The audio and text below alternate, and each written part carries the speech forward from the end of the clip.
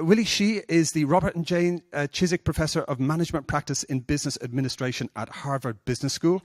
But perhaps more relevantly for this audience, I mean, that's hugely relevant, but even more relevantly, if you like, Willy spent 28 years in industry at companies like IBM, Digital Equipment, Silicon Graphics, Eastman Kodak, and Thomson SA. He's worked in product development and manufacturing in a wide range of areas, including computer systems, scientific instruments, semiconductors, digital cameras, optical discs, and software systems. And reporting to him have been major manufacturing operations in the United States, in China, in Ireland, yes, in Japan, in Mexico, as well as global sales and marketing operations. And I would just like to also mention that his paper, Restoring American Competitiveness, co-authored by Gary Pisano, won the 2009 McKinsey Award. And his book, which is immensely important, if you haven't read it, I recommend you do so as soon as you can, Producing Prosperity, Why America Needs a Manufacturing Renaissance. It was co-authored with Gary Pisano again. It called attention to the link between manufacturing and innovation. And his paper on the challenges of reshoring was featured in the fall 2014 issue of Sloan Management Review. And there is so much more coming out from Willy, which maybe he will mention during his presentation. So it's a real honor to welcome to the stage for the opening keynote of our summit today, Dr. Willy Shih from Harvard Business School.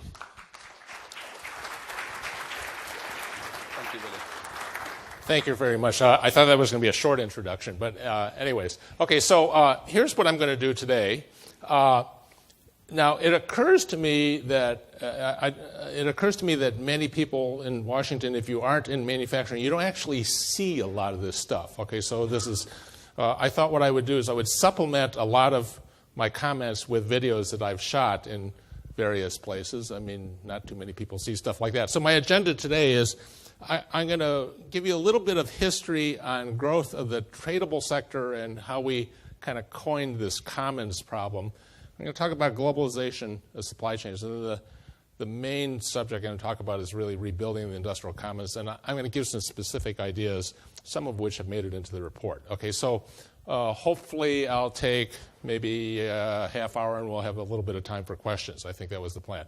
Okay, you know, post-World War II, if you look, the U.S. really led the world in manufacturing. That was partly, I would say, attributed to extraordinary investments in public goods. There was a lot of faith that science had won the war, World War II. We had made a lot of investments in basic science research and education. There were a lot of Cold War investments in technology. You know, we saw things like transistors, radar, man on the moon, the original moonshot, if you will. Okay, and especially since the 1970s onwards, I would argue what we've seen is a tremendous expansion of the tradable sector. Now, the tradable sector is, I think of it as that portion of industrial output that can be traded internationally. Now, the first big expansion of the tradable sector came with the railroads, of course, in the U.S. Okay, but now we think about, you know, manufactured goods, anything that can be put in the box, which has really been enabled by technological progress in transportation and communication. Okay, and that led to this enormous growth, especially post 9/11, of labor arbitrage. Of course, we've always had labor arbitrage, right? Which is, you know, I can do something cheaper in another region of the world, but the cost benefit has to exceed the transport and coordination costs, you know, the inventory carrying costs, the contracting costs, and stuff like that. So we saw this enormous growth in labor arbitrage, especially post 9/11, which has really driven a lot of this offshoring. If you look at that, the story of the late 1990s and the 2000s has been this massive increase in the global supply of low-cost labor, in particular in places like China, but also Southeast Asia, Indonesia, lots of other regions, and this growth of the tradable sector. Now, just to give you a little bit of perspective on some of the complementary assets that developed. I took my class on a tour of the Pearl River Delta, manufacturing in the Pearl River Delta, and you know, one of the places I said, you know, I should take these guys to a container port. How many of you have been to a container port? Ooh, that's pretty good. Okay, this is the Yantian International Container Port in Shenzhen. Just to give you perspective, it's about 3 times larger than Los Angeles, 4 times larger than Port Newark, New Jersey. Okay, they'll typically handle 5 of the Maersk Triple E class containers at a time, container ships at a time. You know, these are ships that handle 20,000 containers. More importantly, if you're manufacturing in the Pearl River Delta, you know, if you need components off that ship into your factory, it'll usually be, if it's unloaded that morning, it'll be in your factory by 4 p.m. the next afternoon, okay? Or if you want to export, it can clear customs and be through there in usually about 48 hours, okay? And so there's a lot of this manufacturing infrastructure that goes with it.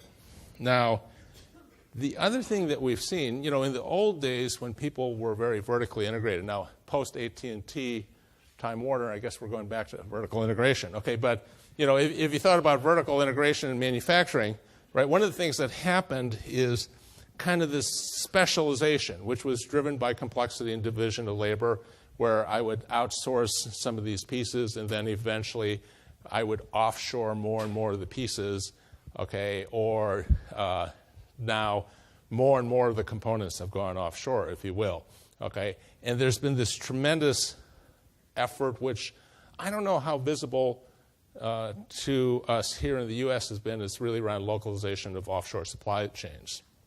Okay, so China in particular pushed this tremendous localization of the supply base in the early 2000s. When it first moved to China, like in the mid-'90s and late '90s, there was this notion of kitting, right? In other words, I'm going to assemble 1 million video disc players today, okay, or 500,000. I went to one factory that was assembling 1 million video disc players a day, okay? And what they would do is they would order all the kits from around the world. They'd go into an export processing zone in China, add a little bit of value, then they'd go back into Hong Kong because, you know, you can move in and out of Hong Kong duty free. And, you know, they'd go back and forth. So it's like, I'll source all the components offshore. But the local governments there said, you know, we really ought to localize this stuff.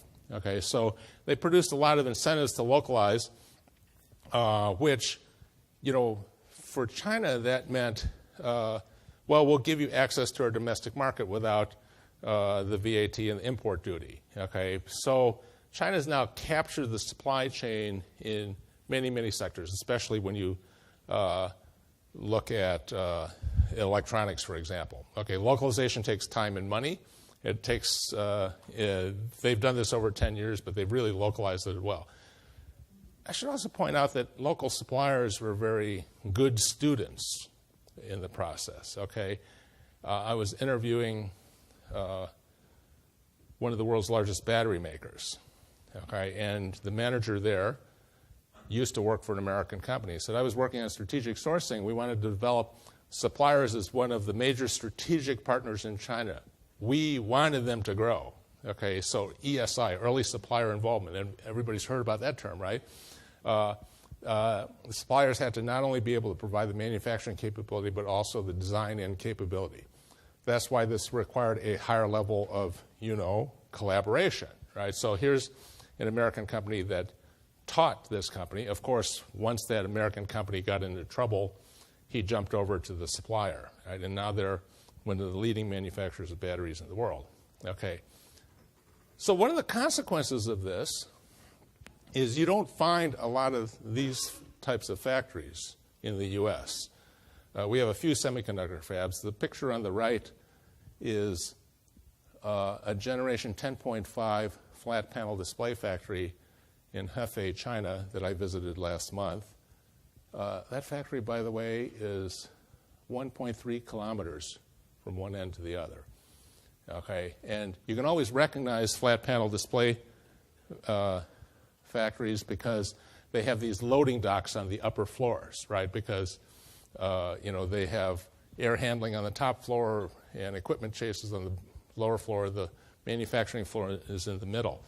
I wanted to show you a video of what it looks like. Now, this one happened to have 440,000 square meters of Class 100 clean room.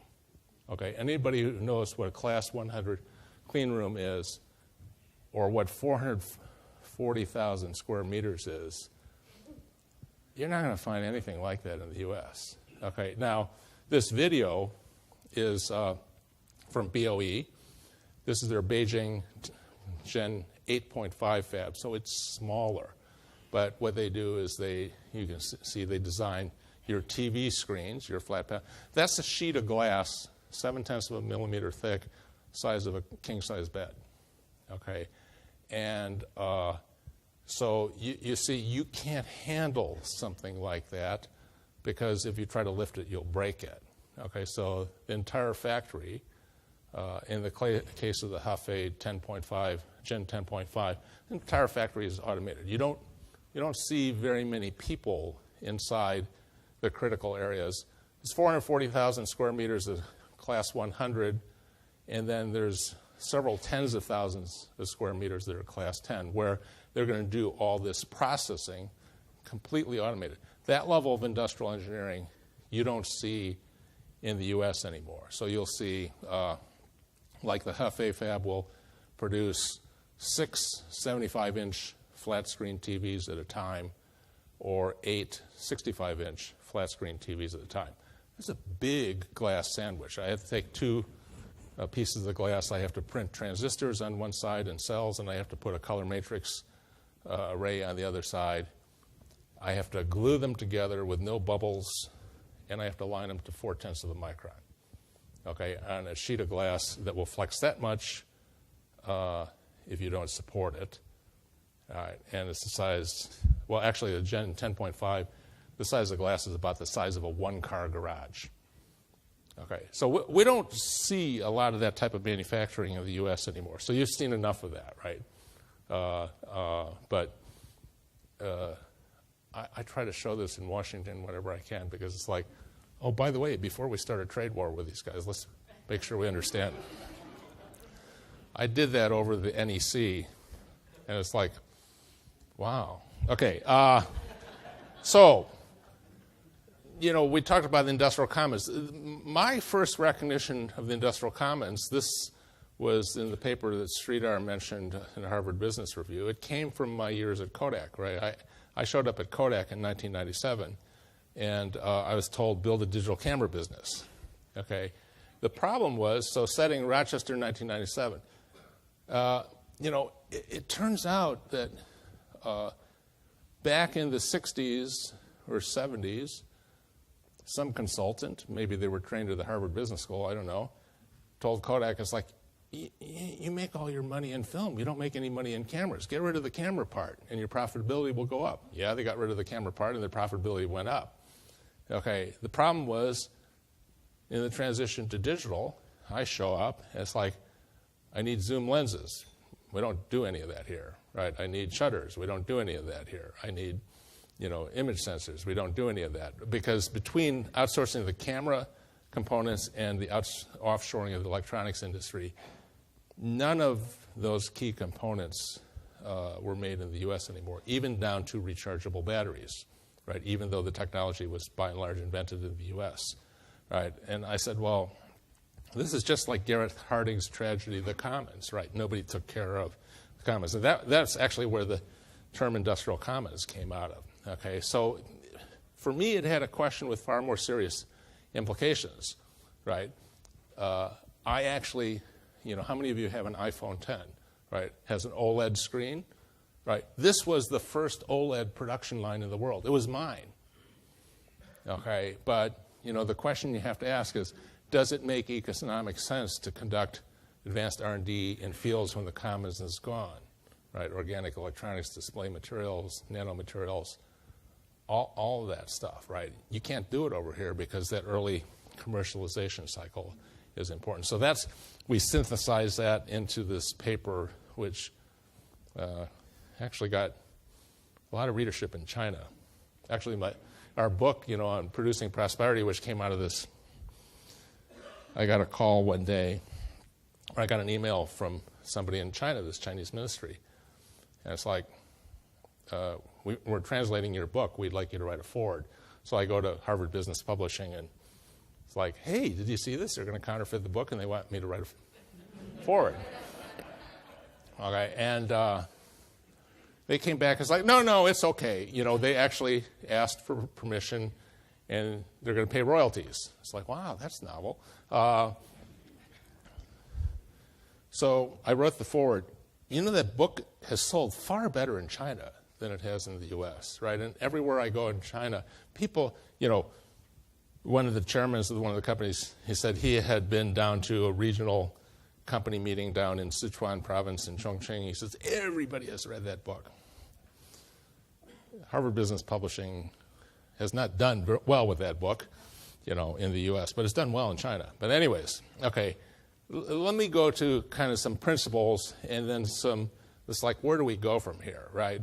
It's all about what you can make versus what you can design in that link. We did another paper in Harvard Business Review in March 2012, Does America Really Need Manufacturing? And it basically says, by the way, doesn't mean you can't outsource a lot of stuff, okay? But early on in the innovation cycle, you know, where you have low product process modularity or low process maturity, you really need to know how the manufacturing works, because that's part of the early stage commercialization. It's really very important. I'll give you a couple of examples. When Intel first commercialized FinFETs with 3D tri-gate transistors, that was because they had a very close tie between actually manufacturing it in their fabs and the R&D, right? And they were 4 years ahead of anybody else as a consequence of that. Now, this whole notion of learning from production, I mean, I think that's really the essence of it, right? The learning curve, and maybe we historically have underestimated the value of that learning and the learning curve, and recognizing how much of it actually comes in that production ramp-up, that early production ramp-up. So as you get into the steady state and it's more mature, yeah, I can think about globalizing that more. But early on, you know, and improving the run rate and establishing the supply chains and growing the volume, all that stuff I think is really very important for refining your R&D and refining your product, and there's a lot of value to be had from that. Let me talk about practice driving down the learning curve. Okay, so this is something that I worry about a lot right now. 10 years ago, I did a study of the Chinese motorcycle industry. Okay, Chinese motorcycle industry got started in Chongqing. It turns out in the 80s, the government said, okay, guys, Cold War is over. Go make civilian goods. So all these munitions makers, you know, everybody was worried about the defense industrial base. It's like, take note of this. Munitions makers get together and say, okay, we're going to make motorcycles. So what they did is they said, they set up hundreds of companies, each of whom made one part of the motorcycle. And I said, how did that work? You know, how did you know what parts to buy? Oh, no, we had standards. There was the Honda standard, the Yamaha standard, and the Suzuki standard, right? Which means they disassemble Japanese motorcycles and put them on a CMM machine, measure all the parts, and make counterfeit parts. Okay, and it's like, this is one of the first engines. I took a picture of it, and what's really cool about it is if you know your metallurgy and you pay attention, it's like, all these parts of the engine actually made of slightly different alloys. Okay, so when it heats up, it's a great product. Okay. The problem was, you know, I go through the lab and they're showing me their products, and the Japanese motorcycle at the time cost about $6,000. The Chinese one cost $800. Okay, so all these people in rural China who never had transportation before, it's like, I think I'll take the $800 one. Okay, I'm talking to the sales manager. He says, you know, Chinese consumers never change the oil when the engine seizes. They just buy a new motorcycle. But they got a lot of practice, right? And it shows you what happens when you go through their factory, how they can improve their processes and learn how to make it better. Okay, so then this failure to lead to practice, this is the other piece I'd written about what it takes to reshore manufacturing. It's like, you know, it led to this operational skills gap in the U.S., right?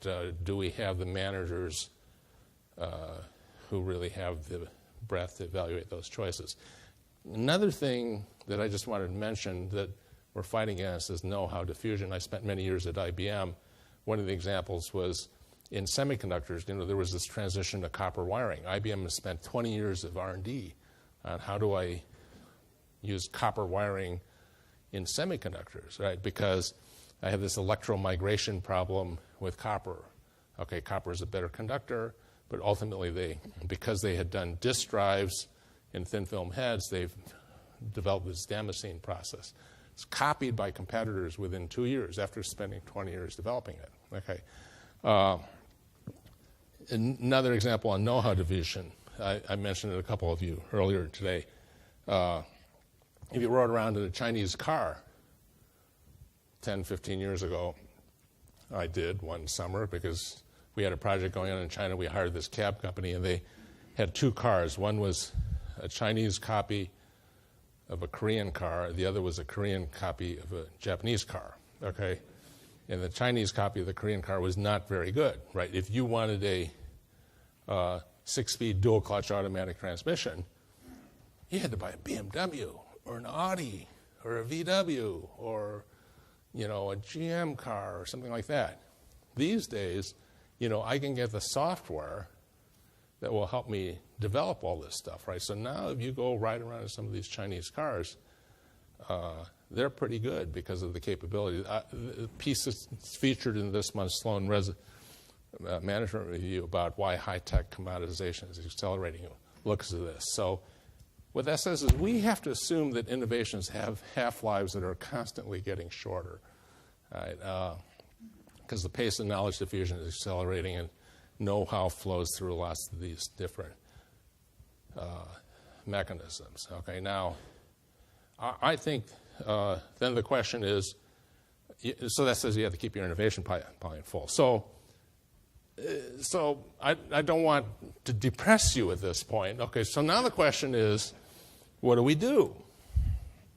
Okay, and I think I was in front of this U.S.-China Commission last week, and I said, the only answer is we've got to run faster. Okay, but I would also say we have to revisit some assumptions about how global trade is constructed. Okay, so here's the first one. Okay, we can localize supply chains. Okay, and this Sridhar is going to talk about it in the report. When semiconductor packaging first moved offshore, it was a very manual process. Right, what you would do is you'd process the wafers in the U.S. in a wafer fab, you send them over to Southeast Asia, and then workers looking through microscopes would wire bond all the leads manually, right? Very labor-intensive, labor arbitrage. Wafers were eminently tradable. It doesn't cost much to FedEx a wafer to Malaysia or to China, okay? But, so this is a map of all the semiconductor fabs and packaging operations that are either in operation or built in China. It's like after they localized all the electronic supply chains, they said, well, gee, we're still importing all these semiconductors. It's like, yeah, the reason you're importing all the semiconductors is because you brought all the electronics assembly inside, right? And, so now they want to bring the semiconductor manufacturing inside. But let me pose a question, right? If I look at Intel's manufacturing strategy, not to pick on Intel, I love Intel. I think they're a great manufacturer, right? They manufacture in Hillsboro, Oregon, Phoenix, Arizona, Rancho Santa Fe, New Mexico, in Ireland. I'm glad you're happy to hear it, Israel. They have a new fab in Dalian. All their assembly and test is either in Penang or Vietnam or a big operation in Chengdu. That's interesting, right? This is the model, right? Because historically what you do is you send it over to Asia for packaging, even though they keep all their manufacturing in the U.S. Let's look at one of their largest customers today. Amazon Web Services will buy, a friend of mine told me, this is not official, they're going to buy 10% of Intel's Xeon processor production this year. Okay, I think Microsoft is buying 6%, Google's buying 5%, you add Facebook Apple, IBM, Dell, all these other guys building data. Where are all these data centers? Well, they're up the Columbia River from Hillsboro, Oregon, okay? Or they're on the U.S. West or East Coast or in Europe. They're not in Asia. All right, and this is a picture up the Columbia River of a new data center, okay? So why is the supply chain organized that way, right? So here's an Intel video, right? All this packaging now is automated, right? What I do is I don't do any of this by hand. It's all automated. What I'll do is I'll use what's called BGA packaging, ball grid array, right? Why don't we package those chips in the U.S. if a large source of the consumption is in the U.S., right? And I think you're going to talk about that in the report a little bit, right? It also maps very much to where technology is heading these days, right, which is all about 3D packaging. As we hit the limits of Moore's law, going from 14 to 12 or 10 or 7 nanometers, the industry is really going in the direction of 3D packaging, which by its nature has to be automated. And a lot of that work is done in the U.S., but we still ship it over there, okay? So my argument is that doesn't need to be anymore, especially in view of changes in the tax law, right? Let's think about when I go back to the, if I go back to the, this map, how did it work with the tax law? Oh, it was actually very nice because, I'll take my wafers, I'll ship them over to Asia, and I'm not criticizing Intel here because everybody does this. I'll test and package those chips. I'll put them into a distribution center. I'll invoice off some low-tax jurisdiction. They'll go into an assembly site in China. Okay, I'll accumulate all my profit offshore in a low-tax region. We fixed that problem. All right, with the new tax law, we fixed that problem. Well, more or less, it's better than it was, right? So why does that need to be anymore? All right, so my point here is we should revisit some of these assumptions and then also see where the technology is heading. And maybe we could be strategic and we could be opportunistic about that. Global sourcing paradigm. Next notion. Okay, global sourcing paradigm is, job of today's global managers to match market demands in different regions with products and production sourced advantageously, right? That means the paradigm has become, I'm going to go to global sources as long as they can meet cost and quality, because I'm under a lot of cost pressure. Everybody who's in manufacturing knows you're under a lot of cost pressure. So some firms think differently about this. Okay, I had, every 10 years or so, I go visit Toyota in Georgetown, Kentucky. I was just there a couple months ago and put together this video with their help. So Toyota is the largest Toyota factory in the world. Okay, Georgetown, Kentucky, they have 350 U.S. suppliers, 100 in Kentucky. They believe in kind of local sourcing, relatively short supply chains. As a consequence, they have among the highest domestic content of U.S. produced vehicles. Okay, they have this broader sense of responsibility to the community, right? So they'll work with their suppliers to upgrade their skills, help them get better in some of these things. So, spending the day with them, let me assure you, they are not stupid. In fact, they've taught a lot of the world great manufacturing. This is their Toyota set pallet system, kitting, how do I do customization, and on cord, all this stuff, right? They've taught a lot of the world manufacturing. So are they onto things? Are they onto something here? Should we be thinking about kind of the value of localizing supply chains in the U.S.? Okay. More ideas. Government sponsored early stage research. The example I always use here, because I think it's an amazing example, and maybe we don't look at it closely enough. Senate Aeronautical and Space Sciences Committee hearings in the fall of 1975. remember, this was right after the Arab oil embargo, okay? And there was this view of existential crisis for U.S. aviation. Okay, so they commissioned the Energy Efficient Aircraft Program. Launched 6 projects under NASA, including energy component improvement.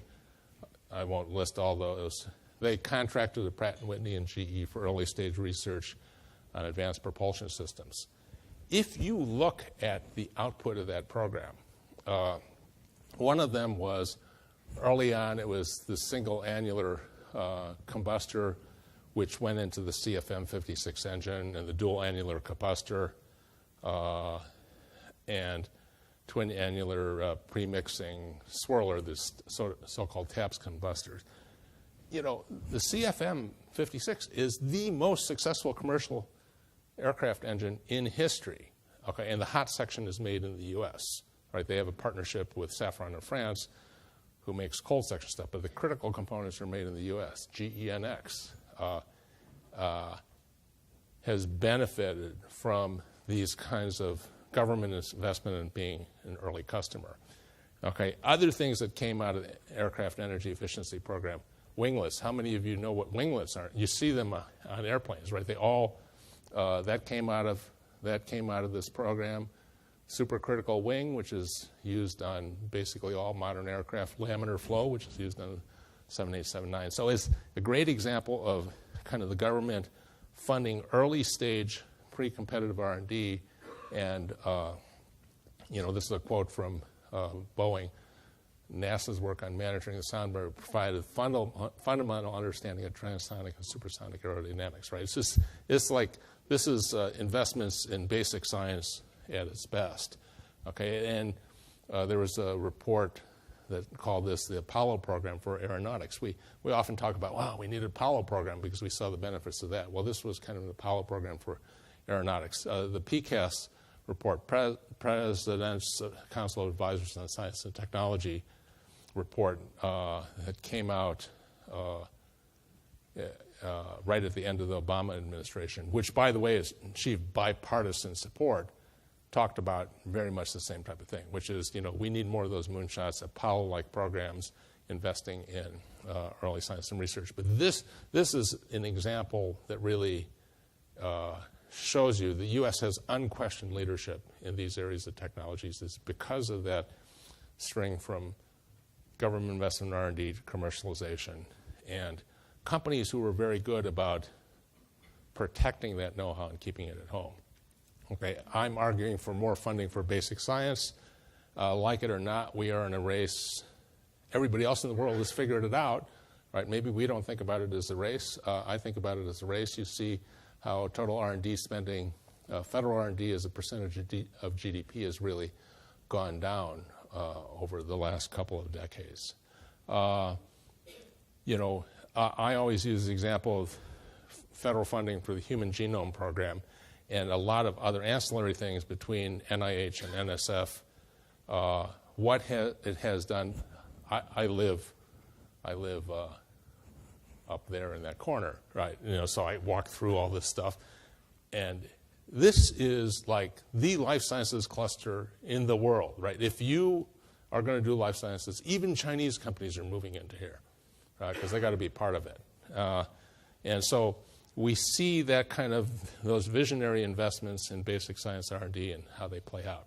Support more translational research. We talk about this in medical and clinical studies a lot, but the same applies, you know, in other forms of technology. I was on a board of a startup that came out of MIT, great technology, and then, well, you can imagine what happened. It ended up being commercialized overseas because it had trouble getting over that barrier into the marketplace. Invest in manufacturing innovation. Okay. To the earlier comment about manufacturing not being cool, I think this is absolutely the coolest time to be an industrial engineer because you get to work with big toys, right? Internet of Things, program all this stuff. It's like living inside a giant video game, okay? I mean, it's never been a cooler time But I think, investing in manufacturing and innovation, there's a lot of that opportunity. Another project that I'm working on, and this is still a little, it's not ready to be published yet, but I got to get going on this. The notion of pre-competitive collaborations, right? Which is kind of the same thing. Exploratory research is there pre-competitive R&D versus competitive R&D and go to market, right? Pre-competitive, I'm going to have knowledge sharing, development of kind of that base, generalization and aggregation of data, and then in competitive is like then I'm going to go proprietary over there, right? And why do you do things like that? Because the economists will tell you declining supply-side competitiveness or market failure to support longer-term R&D. But basically what you do is you capture the scale and scope economies from R&D coordination. And if you look at Garrett Harding's Tragedy of the Commons, it's a direct way of addressing that, which is getting all the stakeholders to work with each other. Semitech was an example of that in the U.S. Many people would say that was quite successful. The Europeans are doing this a lot. Okay, I was looking, there's this joint European compound library in chemistry, okay, which is all about getting scale and scope on supply chain competitiveness. We've been doing this study on this pre-competitive platform for fermentation in Denmark. Okay, took non-competing companies, Novo Nordisk, world's largest maker of insulin, Christian Hansen, who does food ingredients, Novozymes, largest industrial enzyme maker, Dong Energy, CP Calco, which is a pectin maker, and then 2 universities. Right? They figured out that 4 to 5% of all economic value creation in Denmark comes from fermentation. It's like, okay, that's a base platform that we all use. Let's work together on that, and maybe we can advance the state of the art. And they're doing some really good stuff. Stable funding for our friends from DOD. I don't need to tell you this, right? But you need stable funding, right? Can you imagine what it's like when you it's like, I don't know if we can keep you on the payroll because we have sequestration or we have continuing resolutions, right? It's really hard to make multi-year investment decisions when you don't have stable funding. Leverage government procurement as a customer for lead markets. We've seen that. If you look at this DARPA autonomous vehicle challenge, everybody who's working on autonomous vehicles worked in that program at one point or another, right? Well, all the leaders did, right? So you can, when the government stimulates demand like that or ARPANET or GPS and things like that, we can stimulate more of that. Okay, in the end, value creation is all about creating hard-to-replicate capabilities. Okay, and if you look at kind of, this is kind of a mechanical example, but we as a country, we have to keep moving up the value chain. All this is predicated on a capable workforce. I don't need to tell any of you that. It's all about STEM training, mentorship. It's also about getting shop floor leadership. I'm also working on a project on retraining and reskilling. I have a piece that I'm trying to place in some publication. It's like, oh, this is too counterintuitive. We can't print that. Okay, but I'm working on that. So I don't think there are easy answers, but I think it's a question of R&D leadership, early production, and that kind of production learning coupled with workforce skills. So those are some comments, and I left a few minutes for questions, so we can open it up.